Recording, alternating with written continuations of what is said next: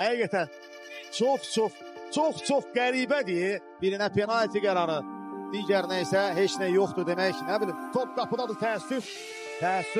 təəssüf, həqiqətən təəssüf. Vaxtımız var, mübarizə aparacağıq. Bu nə ilkdir, nə sonuncudur. Elvin'dən ötürmə, zərbə və gol!